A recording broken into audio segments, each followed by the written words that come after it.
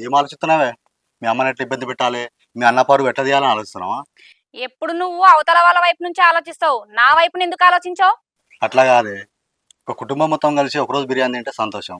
అదే కుటుంబం మొత్తం ప్రతిరోజు బిర్యానీ తింటే సుఖం. మన సుఖం కూడా వద్దే, సంతోషం కూడా చాలు. మనకు కావాల్సింది మనం వదిలేయచ్చు, కానీ మనకు రావాల్సింది ఖచ్చితంగా వదిలేయద్దు. అది ఏదో ఒకరోజు మనకు రావాల్సిందే. నిజం చెప్పే. ఇదంతా ఆస్తి కోసం చెప్తున్నావా, మీ అన్న మీద కోపంతో చెప్తున్నావా? ఎందుకే మీ అన్న అంటే ఎంత కోపం నీకు? ఏం చెప్పాలయ్యా నీకు? ఒక ఇంట్లో ఆడపిల్ల మగపిల్లగాడు ఉన్నప్పుడు ఇద్దరిని సమానంగా చూస్తలేరని చెప్పాలనా? ఆడపిల్లకు ఇష్టమైన పని చెయ్యనియరు, మగానికి ఇష్టం లేకపోయినా ఆ పని మీదేసి రుద్దుతారని చెప్పన్నా అయ్యా. నేను మంచిగా చదివేదాన్ని, ఆడపిల్లకు చదివేందుకని ఎంత చదివినా గవే బోల్ దోమాలి, గవే బట్టలు విండాలని చెప్పి నా చదువు మధ్యలో ఆపేసిర్రు.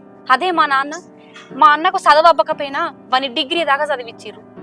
అంత చదివి ఏం లాభం, వాడు గవ్వే వంటలు చేసుకొని బతుకుతాడు. అదే నన్ను చదివిస్తే నేను మంచిగా గవర్నమెంట్ జాబ్ నీ లెక్క సంపాదించపోతున్నా.